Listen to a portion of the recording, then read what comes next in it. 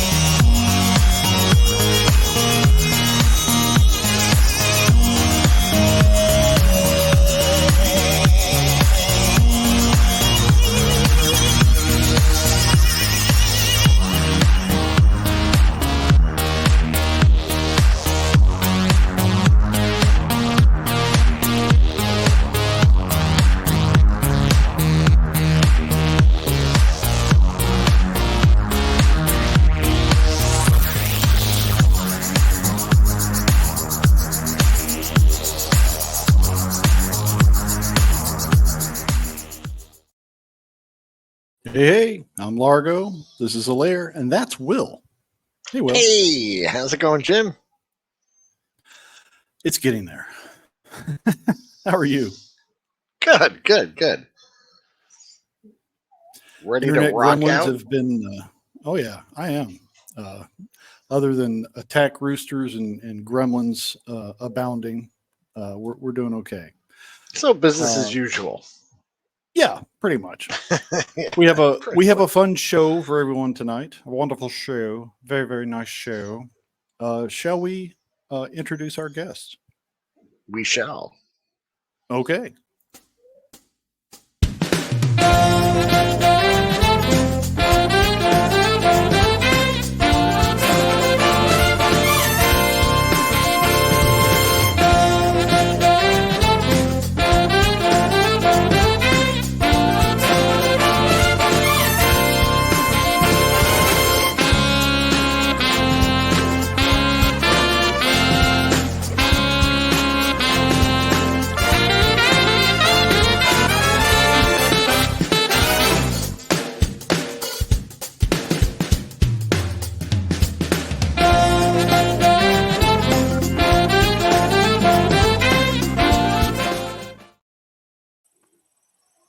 Gentlemen.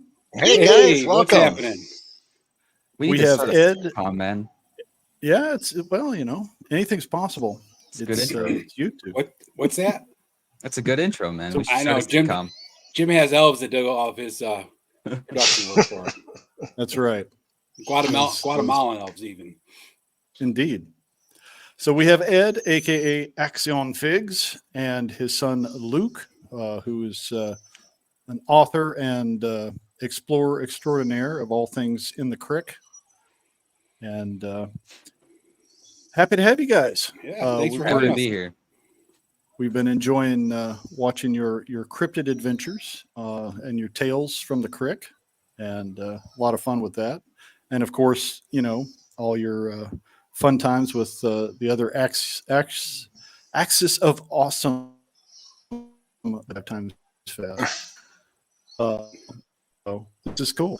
We're doing something a little different. We've never done a father-son combo. Interesting, kind of get a look at, where's Ed's playlist and where's Luke's playlist. Looking at the generation and what's groovy, what tunes trip your trigger. So, was it a challenge putting together a list, or not a problem? It was a challenge narrowing it down to that small of a number. That's fair. It was a challenge getting my music to him. Yeah. That he would write it down and remember what I was saying. We'd be going out for an ice cream or something at McDonald's. We'd be like, we got to get Largo's playlist together. We'd be like, yeah, just put this on there. I'm like, okay. By the time we got done with ice cream, I don't remember what he said. So, I mean, All right. Well, that this brings just up a good in. question. I do have a memo here from management, Largo. They wanted me to inform the viewers that although we can't play the music here live in the show, Largo's Elves went ahead and put a playlist together. If you're listening on a PC, you could open another tab, start the playlist as we're talking about the music, and it really does enhance the listening experience. You may want to try that. I've done it with some of the past shows, and it's excellent. You just turn that volume down to just enough so you could hear us talking, and it'll really enhance your show experience. So go ahead and do that. Yep. That is all. No suckers, no jive. That's right. Through the miracle of YouTube technology, it's in the description below. So look it up and check it out. So let us see what we have in the music dossier for Akxion and Son. Let's start off with Ed's list. We'll go, age before beauty. And see what we got going here. Flattered. I'm flattered. Crushed. Don't let it go Got to your some head. classics. Yeah. This is a fun list. A lot of stuff that definitely was things that I remember from my playlist back in the day. And starting off with Glenn Miller.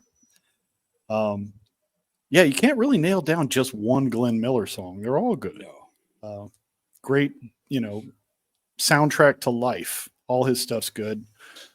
Yeah. What got you into the Glenn Miller mood, Ed? Really, my grandfather really inspired me for Glenn Miller. My grandpa, I used to go with him a lot of places, and he lived on a lake, and he always had a radio in his like pontoon boat, so. And I don't know if anybody's familiar with it, but there was this Dean Martin song that went, "If I Could Sing Like Bing," right? And it was just basically him going boom, boom, boom, boom, boom, like Bing always did, right?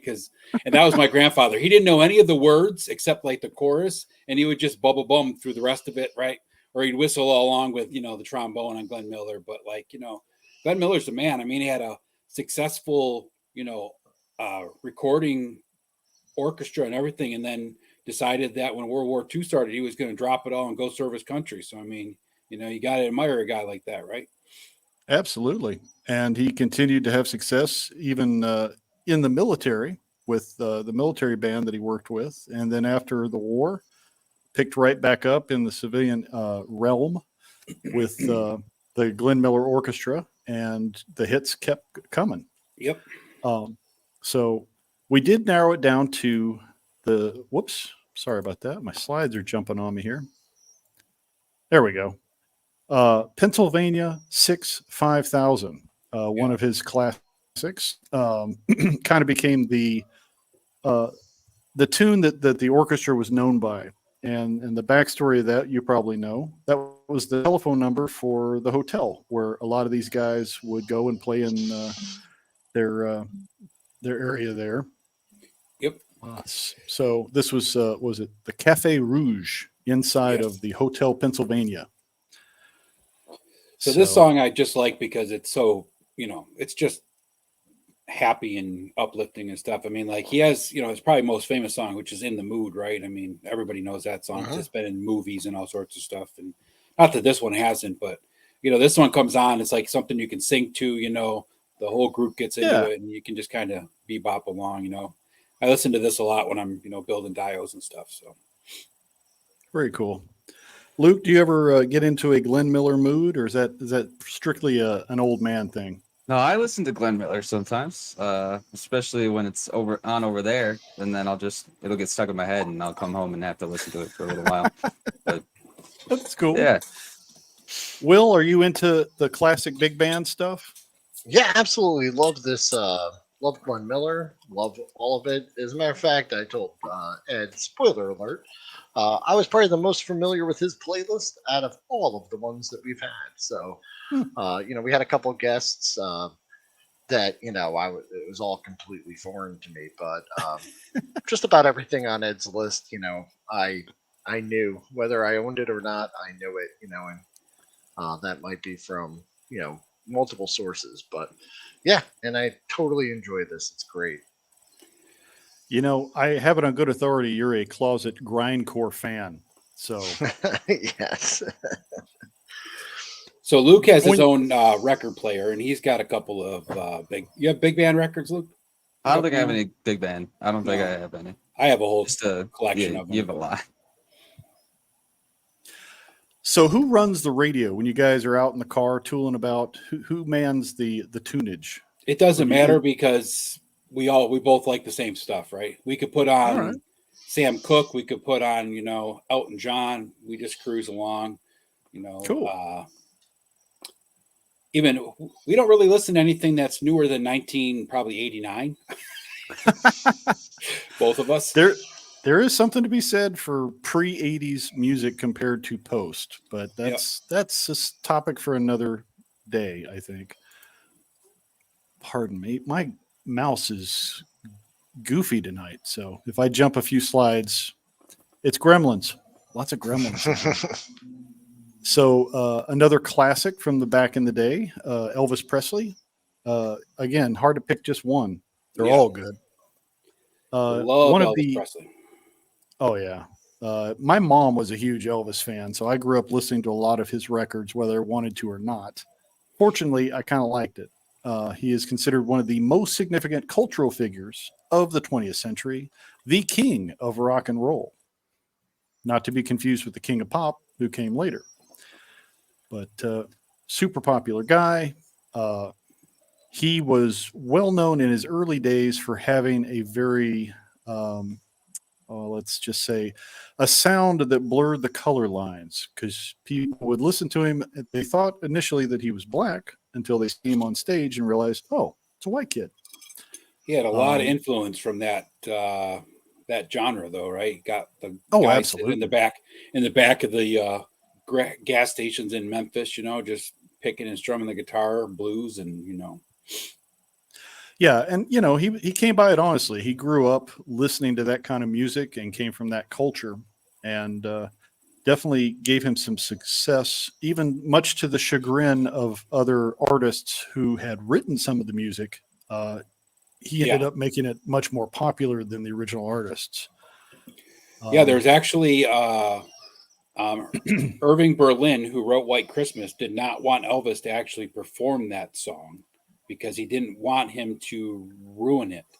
But once he heard Elvis's version, he was okay with it. But he did not want Elvis to record that song because he was afraid he was going to make it all, poppy and bluesy, rocky and stuff instead of he didn't want a hunka White Christmas. Right. Fair enough. Midnight Train, a classic Junior Parker tune, and a perfect example of an older record that was fairly successful from one side of the tracks. Then Elvis recorded it, and it just shot up the Billboard chart. Yeah, so there's a record you can get that's Elvis's son recordings, and this is kind of like I'm really into rockabilly now, and this is kind of where it started, right? I mean, old Elvis songs. My whole family listened to the oldie station growing up, so it was like I loved Elvis as early as I can remember. I was an Elvis fan. So yeah, and it's a beautiful mix. I mean, you've got some blues, you've got some like you say, the rockabilly definitely had its roots in a lot of what Elvis and some of his contemporaries like Jerry Lee Lewis were doing. Yep. So good stuff. This one's a more contemporary band. One of my personal favorites growing up, Creedence Clearwater Revival. They were only around for a short time because of some infighting and some rights issues with J.C. Fogerty, John Fogerty. He ended up splitting from the band at the height of their success, which is unfortunate because if they had been able to stay together, I think they would have done even greater than they did. Yeah, for sure. But one of the few American bands that could actually say they outsold the Beatles at a time when the Beatles were super popular. Yeah, so this is... You're muted. Yeah, I don't know why they did that. Luke's using the force and that's it, causing my mic mute. So my real dad died when I was not even 2 years old, car accident. But this was one of his favorite bands when he was young. He was real big into anti-Vietnam efforts and stuff like that. Just really was all about peace and love and everything else. So he really got into these guys, and just like I said, growing up listening to the oldie station, these guys were on a lot, so just kind of Yeah. One of my favorites too. Oh, It's kind of CC ironic that they're very much they were very much in the anti-war era, and they performed at Woodstock. But when you watch any of the Vietnam films Yep. of late, what's the one Sure. song you always hear when the Oh, yeah. choppers are going by? Yep. You know, it's either "Fortunate Son" or "Run Through the Jungle." Under the Jungle. Yep. Yeah. So This was that band that, for me as a teenager, yeah, obviously familiar with some of the songs and heard them growing up. But when I got like my first album and I was listening to it in my room and I turned it up, my dad came bursting in the room and said, "What's this?" And I said, and he's like, "Don't tell me, I know what it is. Turn it up." And he was cool with it. So because he totally loves CCR. So he's like, "Where'd you find out about this?" And sat there and kind of listened for through the album, shared some of his favorite songs with me, and we had a really nice moment there. But it was good. It was a good time, and so anytime we were out in the truck, I'd say, "Oh, can we put this on?" Of course, you could put that on, and we'd pop it in and jam out. So it was pretty cool. Whenever Luke and I are in my car, that's what we drive around to now. It's either Creedence or Hall & Oates, one of the two. Yep. nice. And dang it, sorry about that. This mouse, I'm going to have to replace the battery. Anyway, Cosmos Factory. This was actually my very first record I ever owned, and it was a gift from my dad. It was in his cool. record library, which I went through a lot as a kid, and he had the big, you remember those big honking pieces of furniture that was like the stereo and the TV all in one giant unit that weighed like 6,000 pounds. Yeah. So when I was first learning about music and getting into it, I was going through some of his stuff. Cosmos Factory was one of those records he had, and I played it probably ad nauseum. So one year at Christmas, they got me a record player for my room, and Dad gave me this album because he was like, "You play it more than I do anyway." So that's has a lot of fond memories for me. And every song on here was awesome. Yeah, every song on there is awesome. I love Ooby Dooby though. That's just like such a happy, upbeat song. It's still got like that rockabilly kind of Oh, sound totally. to it, so yeah, this version and the Roy Orbison are neck and neck for Ooby Dooby. They're both excellent. But heard it through the grapevine. Looking out my back door. All those are fun. And the sound that they had colloquially was known as swamp rock because they kind of had a mixture of different sounds, and just the way that they mixed their sound was kind of over the top compared to other artists of their time. But good stuff, man. So yeah, CCR. I have Ooby Dooby is linked in your playlist in the description below. So we'll check that out. Moving along. Hey, it didn't skip this time. The Rum Jacks. I did not know about these guys. They're fairly new. They've been around since 2008. Celtic punk. Yep. And good sound, good pub song stuff. Yeah. But ironically, their best known song is Irish Pub Song. Yep. But, it's all over YouTube. Yeah, these guys, I love the sound these guys have. It's kind of punk, kind of rock, a little bit of everything thrown in. Plus, they have the traditional, flute and the mandolin is in there sometimes, some banjo, some violin. It's just like an all around encompassing thing. But Irish Pub Song's good. Tell Me What Happened to You is a really cool song. If you ever get a chance to listen to that. Yeah, these are just a fun bunch of mad lads that you would meet in any pub in Ireland and have a good time with, and probably try not to get some assault charges because things get a little rowdy. Yeah, the song "Light in My Shadow." It's a fun one. It's like an anthem. I mean, these guys just rock. I went for about a year listening to that every morning before I got up and went to work. That was just like my get up and go song. It was like, oh yeah. I put a couple of the lyrics here just to give you a taste. It's like, woke up in another state with a pounding in my head, floor covered in blood and broken glass. It's like, yeah, that sounds about right. These guys are just fun. Yeah. So Yeah, that's a really good song. Will, had you ever heard of the Rum Jacks before? Or Not before I listened to them from the playlist, and I thoroughly enjoyed it. Yeah, that was one where, I was going through, and I'm familiar with so many of the songs, and then I had to stop and go back, and I was like, wait a second, and listen to it through. So yeah, really like the video too. Yeah. yeah, they're fun. Definitely check out more of their catalog than just what we have in the playlist, but just a fun band. And then moving back into some classic, I guess you'd call it. Yeah, it's not really R&B. It's kind of a mixture. I mean, there's a little country there, a little gospel. It was a very different kind of sound.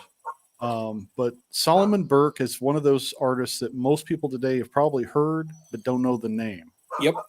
Yeah, he didn't have a lot of fame as far as his name goes, but like, even if you like just go into YouTube Music and type in "Cry to Me," there's 100 covers of it, done by in every genre, country singers, blues singers, Oh. But this man anthem could singers. sing. Oh yeah, And he he's had just some pipes cool, on, man. right? Just a Yep. cool dude. Watching Yep. that video, I was like, man, Oh, yeah. he is Solomon Burke's the man. Yeah.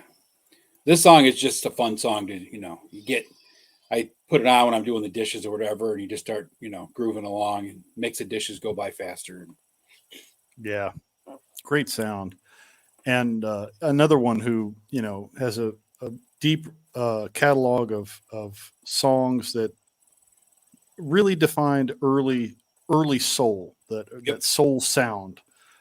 And he was kind of known for having a similar kind of cadence to some of your southern preachers, of the Baptist variety, and where they kind of start with the preaching, and then they get into the song, and they started singing, and he kind of took that and ran with it. So his like they say, his pulpit was in the recording studio, and he definitely made that sound very popular among soul artists.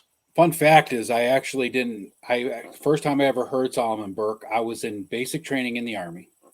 And on Sundays, we got to go to church, right? Because they had to let us, because, religion and all that. So I wasn't really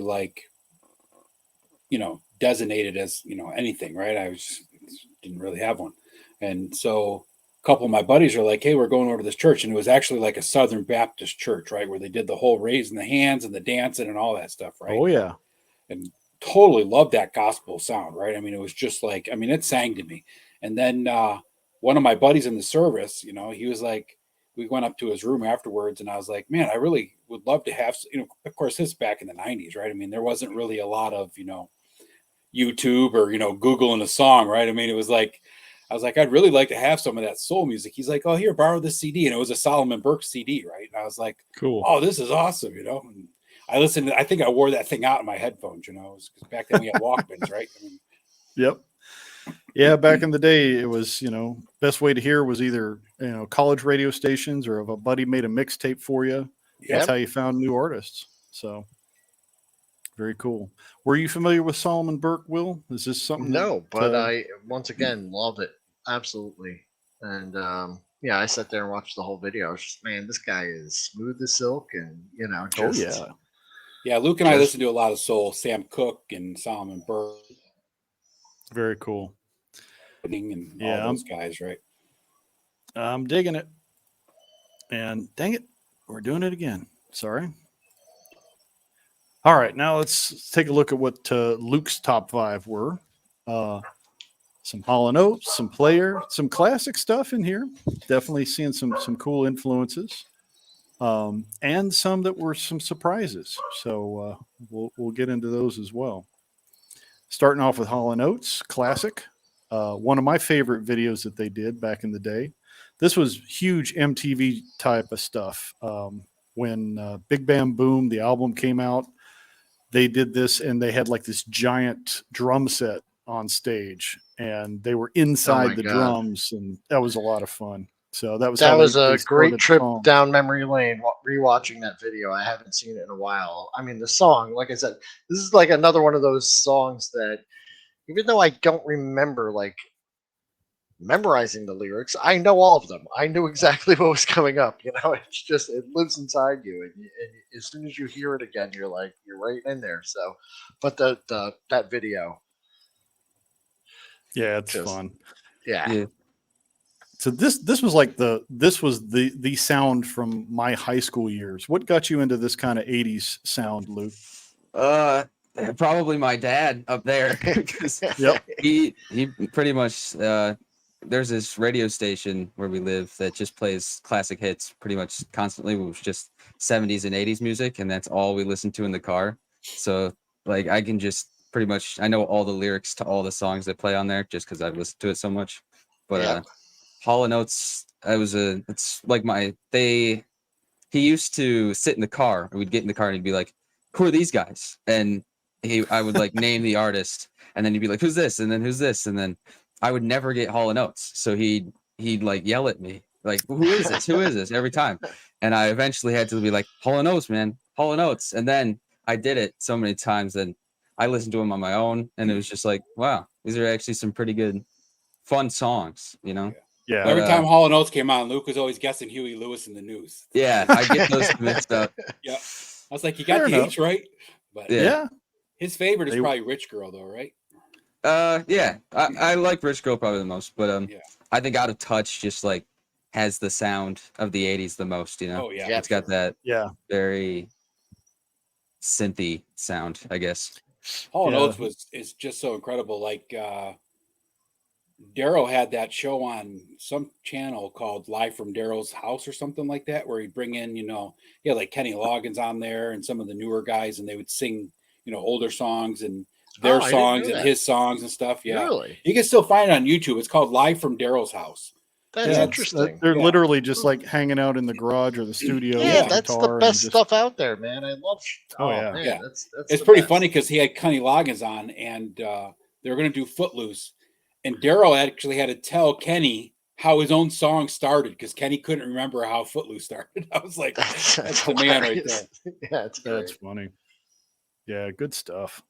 Yeah, great choice. And another Wow. one from back in the day that I'm surprised was on your radar, Luke. Player. Yeah. That's an old call back there. It is. This is man. Look at the those song. dudes. Oh, that yeah. stash on the cover. Classic Baby, song. come It's one of back. those songs that everybody's probably heard it. You know it, Oh, but yeah. you don't know where you know it from. Mhm. And it was actually used in Michael Bay's Transformer, the first film, when Bumblebee's trying to talk with Sam Witwicky. It's one of the songs when Megan Fox's character's taken off. He's like, "Baby, come back." Any So kind of it- fool could see. See, it's very pop culture. But Yeah. was it from that film or other contemporary uses, or where'd you hear about Player? I don't want to like destroy anyone, but I've never watched Transformers, so definitely not from the movie. I'm not a big um, fan of the Michael Bay stuff, so I don't blame you for not watching those. Yeah, I don't really know when I first heard this. You found this on your own, dude, because I didn't introduce Yeah. it. I mean, No, if he- it he- was, Does it was on the anyone? radio. But does anyone? It lives in all That's of our true. hearts, but we Yeah. don't know Right? where it originated. Nope. Exactly. It's omnipotent. Just lives. I used to like pretty much every morning I'd put on I just shuffle my playlist on YouTube before I went to work, and this song would pretty much just come on every single time. So it was like every day that I heard this song, and it just got stuck in my head. And then I'd play it when I went home, and it was just like it's something about it that just doesn't get boring or tired, Yeah, Yeah. and You could listen to it you'll over and over find and over yourself kind of working to this song even Yeah. long after it's played. You're just Yep. still jamming along to it. Yeah. Yeah, this is one of those Very songs cool. that ends and you're still singing it in your head. You don't realize the music Exactly. stopped. You're just singing along. Definitely. And then we get another classic, a duet of two great guys. One of my favorites, Earth, Wind, and Fire, and Phil Collins from Genesis got together and did "Easy Lover." This actually won. This is a Grammy. Yeah, best overall performance in a video in 1985. So won the MTV Video Music Award. It was not Grammy nominated for best pop performance by a duo or group in '86. And the video for this was fun because it's a video about making a video. So it's like, kind of meta. Phil So, Collins had these some of guys- the greatest yeah. videos in the 80s Oh, ever. yeah. You know, I mean, just so many of his videos are just so like a movie in 33 minutes. It was like awesome. I love the story of how this song came together too. I found a quote from Phil Collins, who's talking to Rolling Stone magazine. He said, we just started having a jam one night. We're just kind of going round and round with a verse and then a chorus, and we recorded it that night so we wouldn't forget it, and that became the song. So they just found their hook and played with it, and done. It's a hit. Very organic.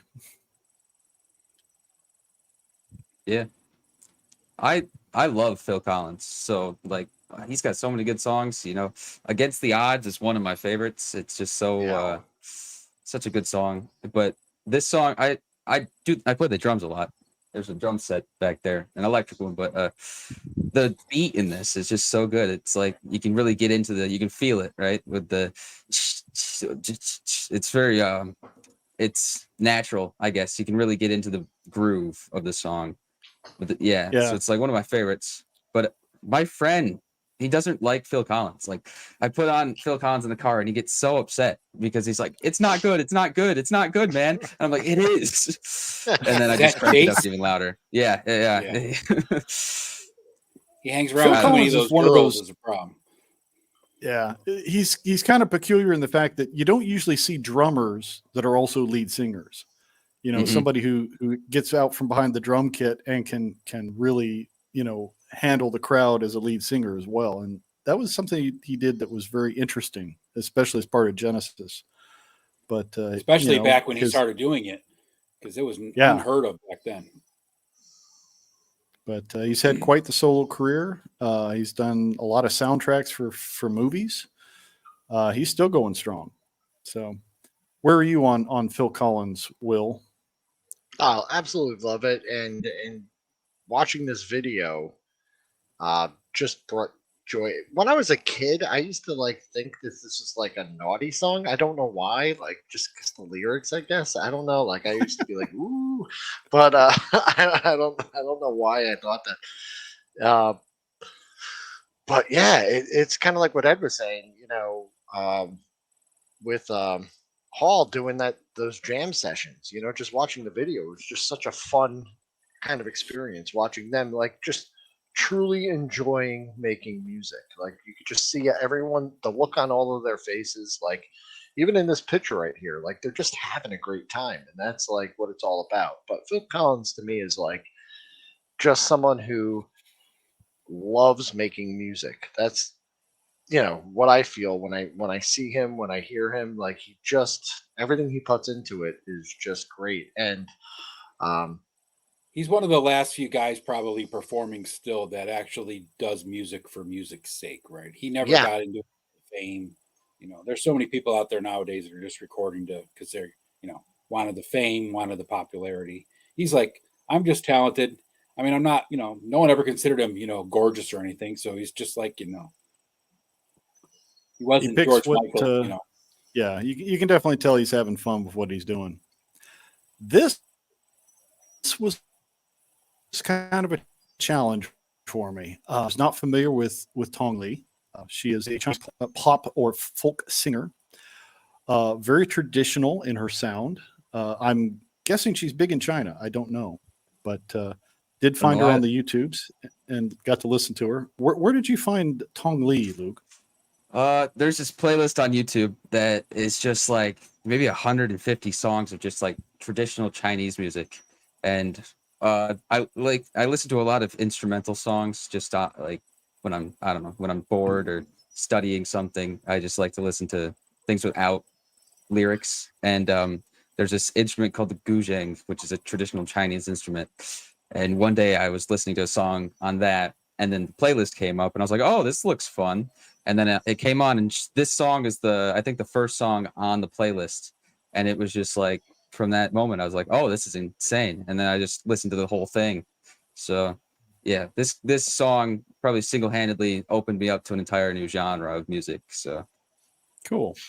yeah. I know I asked you backstage, but just out of curiosity, when you were writing Lotus, did this type of music influence your writing, or was this on in the background?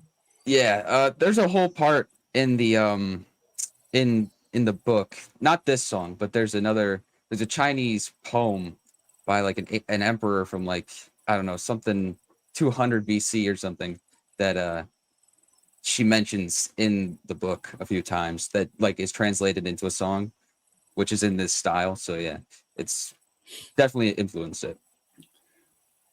What's Very that cool. song, Luke, that was in Bullet Train that we like, that was sung? That was That's kind of like a Sukiyaki. crooner song. Sukiyaki, yeah.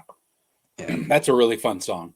It's like a crooner song, but it's sung in Japanese or something, right, Luke? Yep, Japanese. Yeah. Very cool.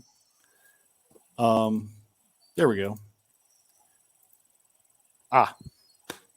Some classic. I think this is the first time we've had classical music in our infinite playlist. Number And one. Number one. Yeah, great one to start with. Some Chopin. This is a nocturne, which classically nocturnes are like a prayer. And this one is Nocturne number 20 in C minor, arranged for violin. It's probably one of those songs you've heard but didn't know who the artist was or where it originated. And another one of those that, like a lot of classical music, it's used in a lot of cinema. It's used in a lot Movies of a lot, yeah. soundtracks. Yeah, Uh-huh. very neat. Yeah, this one spoke to me because when I was in high school, I heard chopping, and I was like, I like me some chopping, and I went to the mall and I bought the tape, and I used to listen to it in my car as I drove around delivering pizzas, and yeah, my friends were like, "What the hell are you doing?" And this was just it soothed me. It made me, the entire album, and I would just Will's the listen to it only all the pizza time. delivery teenager back in the day that the people getting the pizza delivered weren't screaming at him to turn down that rap shit or whatever, turn down that rock and roll. But it was like it allowed me to do that mindless drone kind of work all day, and Yep. and so I loved it. I loved seeing it on this list, Luke. So it was great. I was like, yes, there you go. Yeah, Luke and I put on the Fantastic. classical station once in a while when we're cruising around. Very cool. Yeah. Will, I'm going to jump out for a second, but I'll let you take over the Akxion and Sun playlist. I'll be right back. Okay. Well. So wait. Oh, I'm sorry. Did I just mess?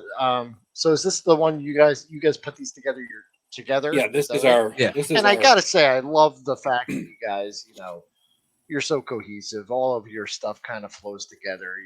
Your buddies. I just took a long road trip with my son, and he was handling the music the whole time, and it's great. There is a great feeling when you do have that moment, kind of like when my dad came bursting in the room, and he's like, "Hey, what's this?" And you can agree that you enjoy these things together. Yeah. It's pretty so- funny because Luke's sisters are into, well, his one sister's into like modern stuff and modern country. His other sister's into like death metal and all sorts of stuff. And then, Luke and I are just like chilling out with some Sam Cooke in the background, Yeah. walk around singing Chain Gang and stuff. And they're all just looking at us like, what the hell are you guys doing? So it's nice. So Sam Cooke, yeah, what a singer, right? Yeah. Man, during the height of his 8-year career, he released 29 singles that charted in the top 40. It's pretty impressive. Of the Billboard Pop Singles chart, including "You Send Me," "A Change Is Gonna Come," "Cupid," "Wonderful World," just such a great song, "Chain Gang," "Twisting the Night Away," "Bring It On Home to Me," and "Good Times."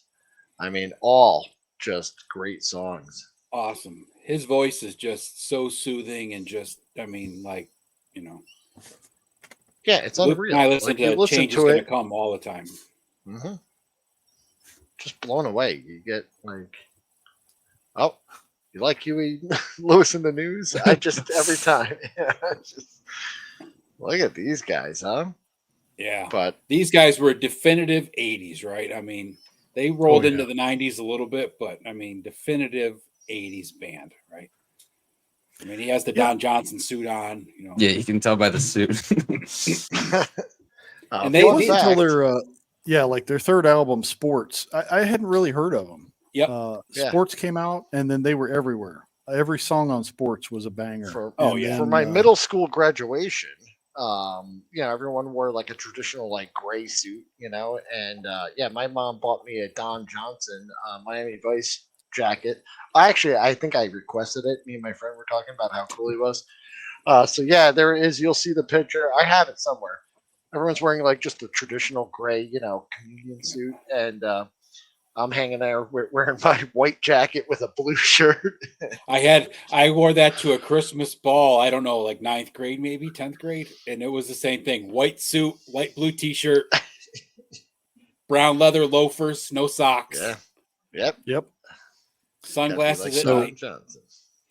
Yeah, their biggest claim to fame as a band is probably from Back to the Future, Yep. the soundtrack. Sure.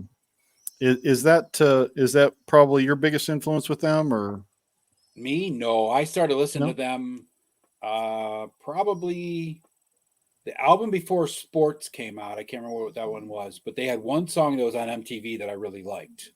And I didn't like go out and rush to buy the album or nothing, but I just liked that song, so I always watched for it. But then when Sports came out, then it was all over. These guys were just blown up, right? And this is another band that had the greatest videos in the world. Like the one shows the guys they're coming out of the ocean with like full 3-piece suits on, playing their saxophone and stuff. I mean, how awesome is that? And Yep. not to mention, Huey Lewis, quite the actor. Yes. When he's playing the karaoke hustler in what was the name of that movie? I forget. Yeah. I can't forget it. I forget the name of the movie. Oh, what was it? Jeez, I forget. But Yeah, I know where which one you're he's- talking about. I can't think of it either. The one thing I really like about Huey Lewis is when they go live, they actually do like 50s harmonizing songs live. Cool. All the band members harmonize, and of course Huey, sings the leads. But I mean, And like, once again, that's a testament to just enjoying making music. They're Yep. not worried about playing the playlist or the hits or anything. They're going to go out there and they're just kind of doing what they love to do, and that's making Yeah. music. So it's great. but this was probably the first '80s band that Luke really knew, because when they come on, this is the first one. Luke, who sings this? And then I don't know. If Hall every time. notes. Huey Huey Lewis. Lewis in the Yeah. news. Huey Lewis. Everyone. Huey It's Lewis. Huey Lewis in Every the time. news. Then everybody became Huey Lewis in the news. Didn't matter if it Because he was R. probably right. And half the time you were listening to Huey Lewis. So he was Right. like, Broken clock is right twice a day, man. That's right. That's right. If you're listening to an '80s music channel, probably 1 out of 4 songs is going to be Huey Lewis. and Yeah. Luke just learned at an early age. You're in the Yep. car with Dad. It's probably Huey Lewis in the news. It doesn't help but- though that I watched Back to the Future probably like a million times when I Oh was. my Oh, yeah. God! Wore 9. that tape out. Yeah. Yeah. So good stuff. Another rockabilly classic, The Stray Cats. Good stuff. Brian Seltzer went on to do Brian Seltzer Orchestra. A lot of that crazy big band kind of sound. I like this kind of this one.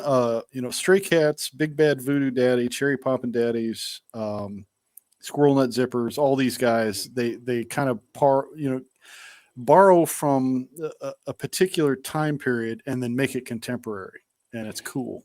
Yeah. So, fun fact about Stray Cats. First of all, I got into these guys because my uncle was a big Stray Cats fan, and he somewhere along the line, I have a drumstick from Slim Jim Phantom, but nice. Nice.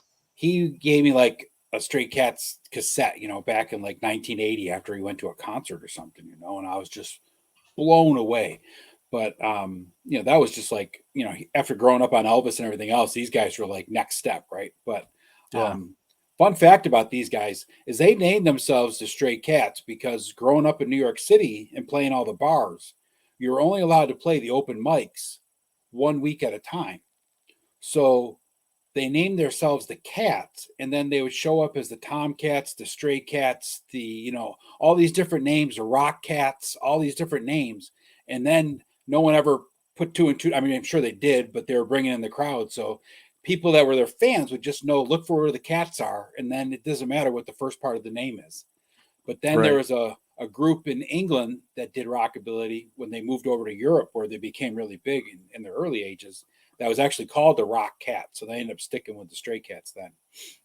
Yeah, and that's kind of interesting. They started out in New York? They were a New York band New York originally. City, yep.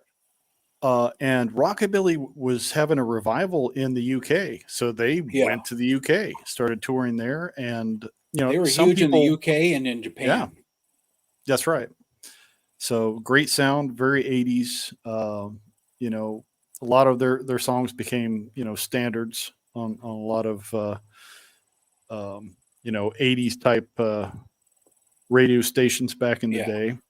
So Lee Rocker, the bass player, and Slim Jim Phantom both have their own bands, and Brian Setzer still tours with his orchestra. He's also released an actual classical music album. And the one cool thing about these guys is when they record an album, they actually record the album, all three of the guys in the studio together, in the same studio, just like they used to do, because they like to be able to play off each other and just, point at each other and converse and change things up as on the fly. Cool. I imagine there's probably a little improv in there when they're jamming. That's fun. So another great one. I'm sensing some crooner vibes here in some of these. Bobby Darin, definitely known for his stage presence. He did a little acting, was pretty popular for a minute. He was definitely a crowd pleaser. Started out as a songwriter, wrote for Connie Francis, who later did he marry Connie or did he marry Sandra Dee? I can't remember. I think he married Sandra Dee. I was going to say he married one of the popular singers of the time, and really pushed her career through his songwriting abilities. But then when he did Splish Splash and Dream Lover, he blew up and became super popular with all the teeny boppers and all that. Interesting guy. Kind of a sad backstory though. He had a heart condition. He had an ailment when he was young, rheumatic fever or something of that nature, and it had damaged his heart. So it was not uncommon for him to actually have to take oxygen backstage before he would go out and perform, because he's really, really pushing himself. And eventually it caught up with him. He died in his early 30s, I believe. Definitely too young. That's unfortunate. So I have a friend, well, he's passed on now, but he was named Darin, spelled this way, like his last name, because his mother was a big Bobby Darin fan, and he was born and had rheumatic fever or whatever, and he actually died of a heart attack in his 30s. Yeah, same kind of issue. Yep. But it was really weird. Trippy. His mom named him Darin. It spelled it just like his last name, which is not the normal way to spell Darin as a name. So, yeah, he was a really good guy too. Loved his music and everything else. So it was, Will, have you done much Bobby Darin in your playlists? Did you ever see the film? Absolutely. Yeah. And it was I think it was when Finding Nemo came out that I kind of re got into it. I went and bought the album, and I would listen to it as I drove around and and did my things. But my grandfather was really a big Bobby Darin fan, and we would all of these songs, I knew them all, and it was one of those things too that you didn't know what or how you knew them. So when I went and bought the album and I was listening to all the hits, I'm like, I know all of this. But I remember, oh man, and this is probably 5th or 6th grade, but we had a chorus concert, and I remember we did Mac the Knife, and it just seems like an odd choice for a school thing, but I remember learning it in chorus, and we had to sing it, and I'm not really sure what it was for, but yeah, just absolutely love it. Such a catchy tune about a serial killer. It's like, right. Yeah. And I don't know. It was part of like a, so maybe it played into it. It was like a thing where each song was like a theme or something. And I remember being in the chorus part of it. I joined chorus because some girl I liked was in chorus. And I thought that would be a fun It's okay way. if you like to sing, Will. It's okay. You don't have to make Oh, stories no, about how but you're most chasing of the girls. time I wasn't even singing. I was just like moving my lips. So, Going for but I that do easy remember grade. having to learn it. And this was one of the songs where, you're just It- walking it- along and you'll start, humming this. Smack the song. Knife was another one of those songs that my grandpa didn't know any of the words to. He would just sing that Smack the Knife and then Mhm. bum, bum, bum, That's bum, probably the rest how of I it. sing half the Yep. songs too. The words I know I say, and everything else is just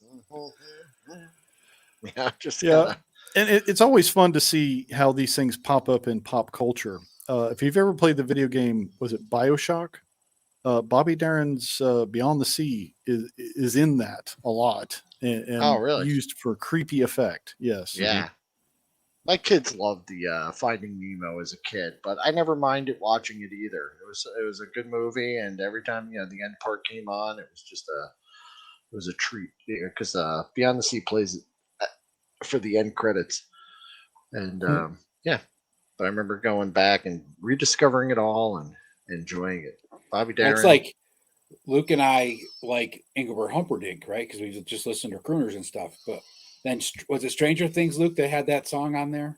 A Man Without Love? That's Moon Knight. Moon Knight, yeah. Moon Knight. Moon Knight had that, and then like that song blew up and was popular again. I'm like, we've been listening to this stuff for forever, I mean. Oh yeah, these things keep popping up.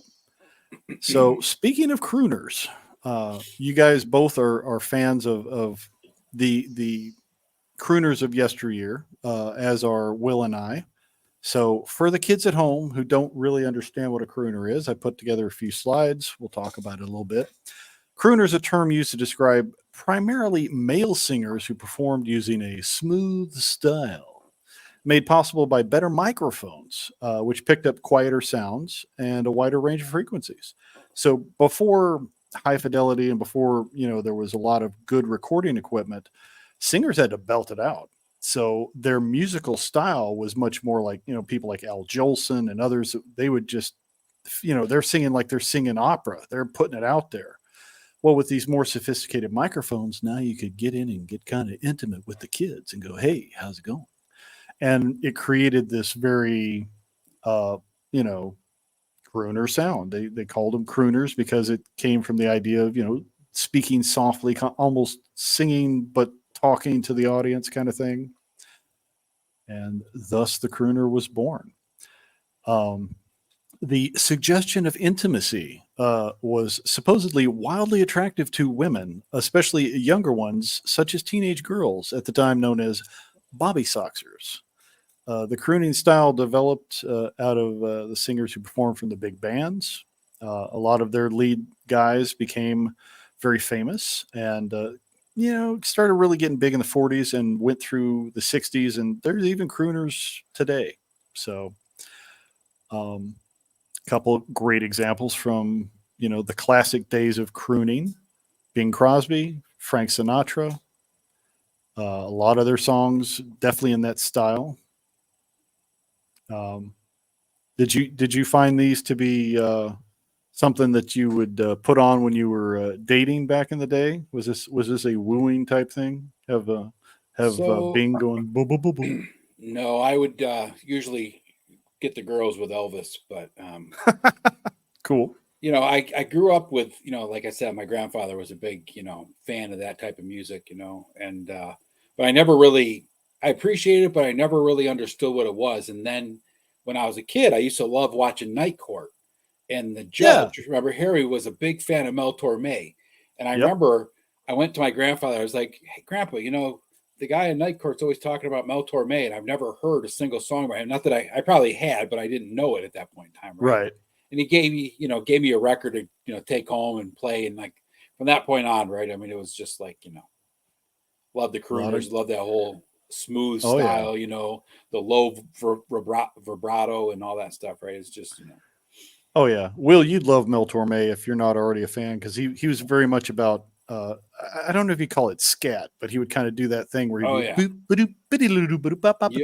ba-doo, just making sounds and a lot of fun. Luke was, where did you get into the crooning? Just hanging out with Dad or other He influences? played a lot of Bing Crosby. A lot of Bing Crosby. That was like pretty much all that he played all day, every day. And he'd be out in the garage fiddling with G.I. Joes, and I would sit out there just listening to him. He had it on his tablet, and I'd just listen to him Nice. play it over and over and over again. So yeah, a lot of Christmas music. Bing Crosby too. He had a lot Oh of. yeah. Mm. Did Yeah, you guys get into any of the films that these guys did as well? Some of their road trips, like with Bob Hope and stuff. Yeah, I liked the ones that Bing and Bob did together, and they have some songs that they sing together that are just fun to listen to because they pick on each other through the whole song, and Oh yeah. and What's the other one? Danny Kaye would hang out Yep. with them sometimes. Those Yep. are fun. yeah. What's that song we like by Bing? The "Give Me Land" song. What the hell is that song called, Luke? Remember? Don't fence me in. "Don't Fence Me In." That's that song's really good. Danny Kaye, we really like his "Don't Want to Leave the Jungle" song, which is really fun. That's just like a classic fun song. So Very cool. Another almost forgotten classic, Hoagie Carmichael. Some people may not know the name, but you know his songs. Stardust, Georgia on My Mind, and Heart and Soul. If you've heard those, maybe in film soundtracks or from some vocalist of modern times, this is the guy who brought you that music in the first place. yeah, Hoagie's he never really had that powerful or that great of a voice. He was just one of those guys, he could sing in a bar and everybody would listen, but he was never like something that somebody would expect to be a recording artist, right? But Yeah. I like on Pandora, I have a radio station that I've created that's Hoagie Carmichael, and now they play all sorts of Bing Crosby and all that on there. But like he was a talented guy on the piano and stuff, but he's just like it's so raw that it's just enjoyable to listen to, right? Because there's no Yeah. filter; it's just raw music, right? He's just singing. He would be what they would call nowadays a studio musician. He's the guy that you'd go into the recording studio. He's the guy they bring in to work with you. Yep. He didn't really take to the spotlight, but he was always in the background. He was writing the music. He was instrumental in a lot of other people's success. Oh yeah. So hats off to Hoagie Carmichael. I mean, how many Check him people out. have gotten money off of Stardust, and it's all because of him, Oh, right? yeah. Yep. And Heart and Soul was featured in the movie Big when they're playing on that giant keyboard. Oh That's yeah, Heart and that's right. Soul. Whoop. And of course, Perry Como, another classic crooner. Another one that started off as a singer in the 30s, got into the crooner craze, heavily influenced by Bing Crosby and others. And then from there went on to a television career. Actually, was a pretty decent actor. This is probably your favorite, huh, Luke? Perry Como? No? This is probably your favorite, if No. anything. He's in the top 3, though, for sure. Yeah, he had some stiff competition. I mean, a lot of people would hear him and think Bing, or they would think, one of the other guys that were out there. So, but not I really bad. liked Como's Christmas stuff. So, I mean, definitely as far as Christmas stuff goes, he's one of the best. I think he did. Did he do a TV special for Christmas? I know Bing Crosby did. He did a couple. I think Como did, Frank Sinatra did, Bing did. Mhm. It's pretty funny because on Tubi you can watch some of the old Dean Martin, his variety show, right? And you watch that and you're like, that stuff would not fly at all today, right? Because I mean, he was just drinking and smoking on stage, talking about all sorts of stuff that's just not even allowed on TV at all anymore. And it's weird because they had what do you call it, editors that would try to keep them from messing with the FCC rules and stuff. But some of the stuff that flew then, it would not fly now. They had a lot of fun with those shows. It's always great to watch those variety hours that people would do because you just get some weird stuff that would just pop up. And a lot of it was done live. Like I used to love. My Yeah. mom was a big Carol Burnett fan, and just watching Tim Conway and what was the other guy's name there? Harvey Korman. Harvey Korman, right? Those two Mhm. guys would like basically Oh, they'd crack up. compete to see Yeah. who could crack the other guy up by being the most ridiculous, right? They were great. Those are awesome. Another tangent for crooners that became big was westerns. A lot of singing ballads gave rise in country music to some great crooners. Jim Reeves, Gentleman Jim Reeves, is one of the most famous. Marty Robbins is another one.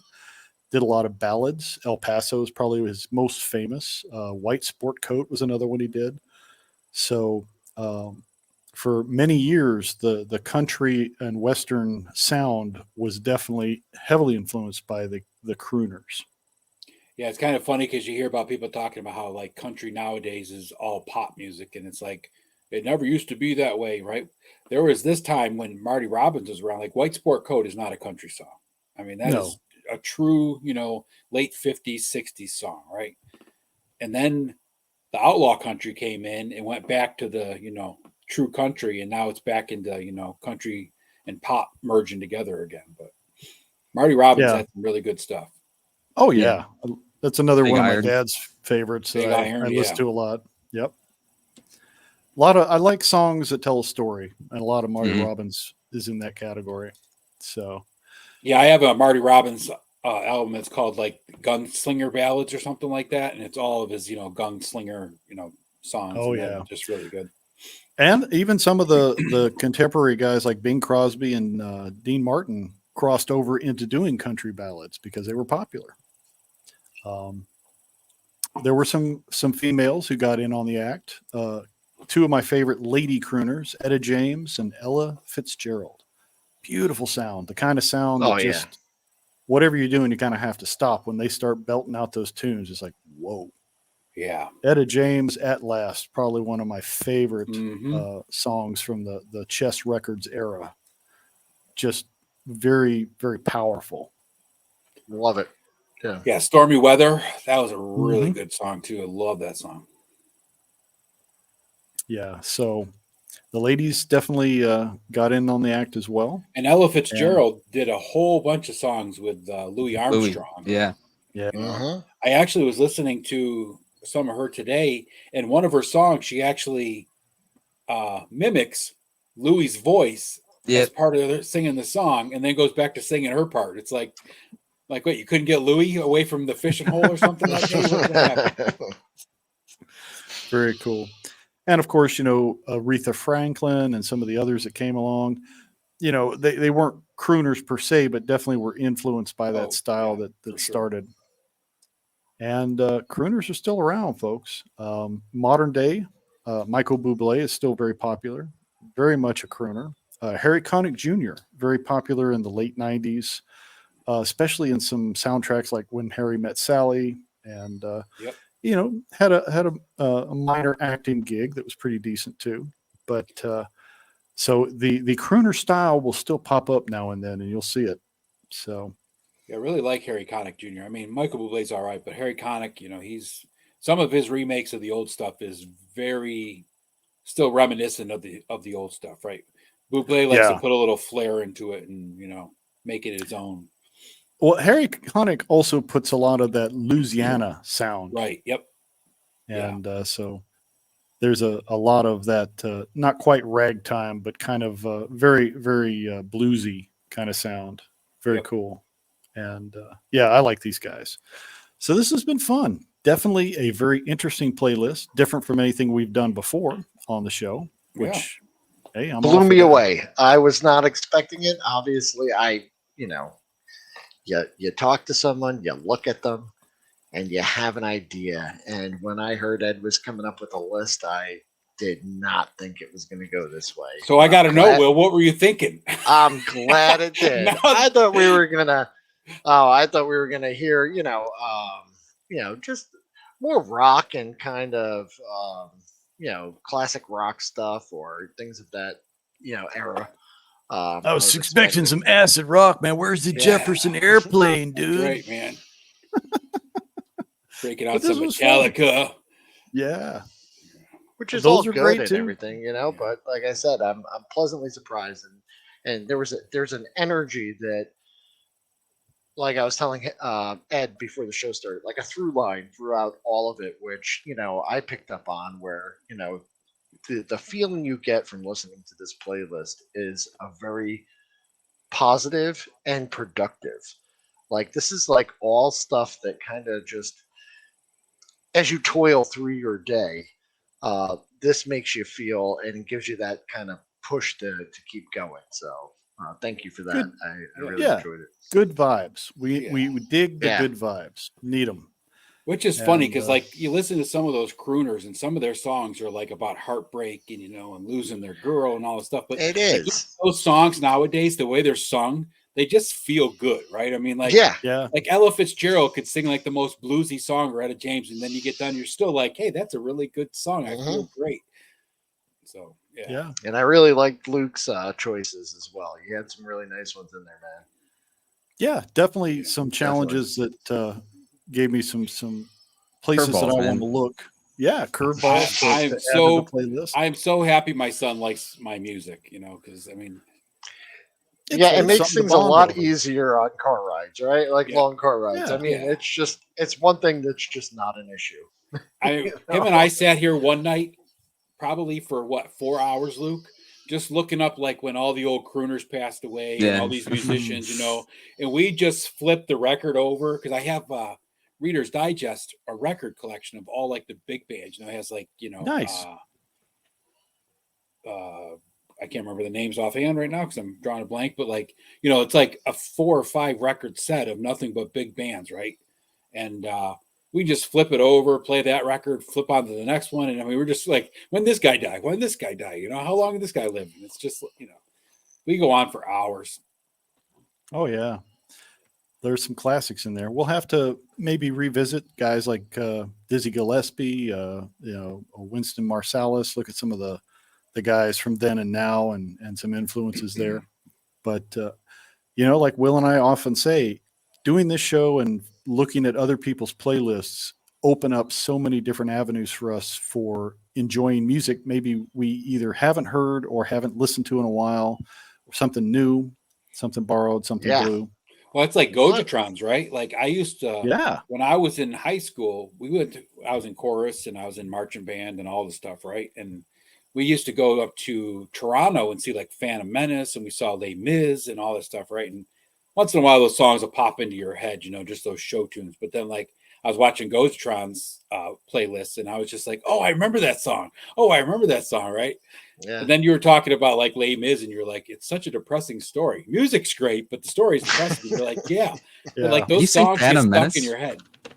He did say Phantom Menace, which instantly made me think of like Jar Jar going like, "Well, the Phantom of the Menace." Well, that's a musical to come out still. Star Wars the musical. Yeah, Jar Jar the musical. That'll be a hit. But yes, Phantom of the Opera is another classic. Yep. Thank you, gentlemen. Thank you. Appreciate your time. This has been fun. We'll definitely have to get you guys back away from the crick and figure out something else to do fun here in the lair. Yeah, for sure.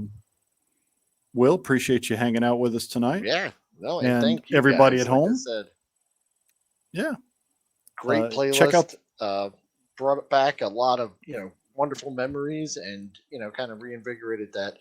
Ooh, there's so many things where I was like, I gotta get back into this because you let those things go to the wayside, and it takes guys like you to bring it back up. So thank you. Right. That's right. Again, playlist is in the description below. Please check it out. That's right. Yes. And I hope you were listening along as we talked about it. If you didn't, you got to go back and rewatch the entire show while listening. I'm going to go do that right now when it plays. So, hopefully, this inspired you guys to add some new stuff to your playlists as you play along with us. And we will catch you in the very near future. Now, for the moment most of you are waiting for, when Largo gets his groove on. Guys, have a great night. We'll see you when we see you. Will. Hey, good night, guys. Night.